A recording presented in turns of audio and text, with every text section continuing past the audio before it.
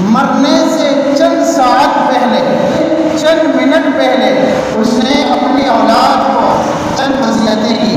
مرنے والا شخص اپنی اولاد کو پہلی نصیحت جو کرتا ہے وہ یہ کرتا ہے کہ میرے بیٹو، میں دنیا سے جا رہا ہوں، چند وصیتیں ہیں آپ کے لیے۔ پہلی وصیت یہ ہے کہ مہمان کی عزت کیا کرو، اور اس شخص نے دوسری وصیت اپنی اولاد کو جاتے جاتے یہ کی کہ میرے پیارے بیٹو، جب تم شرفاء کی مجلس میں ہو تو ان کے لیے اپنے احساسات اچھے رکھو، ان کے لیے اپنی سوچ مثبت رکھو، منفی نہ رکھو۔ اور تیسری وصیت کہ بخل سے بچو، کنجوسی سے بچو، حالات جیسے بھی ہوں ایسا نہ ہو کہ تمہیں کنجوس اور بخیل کہا جائے۔ اور چوتھی آخری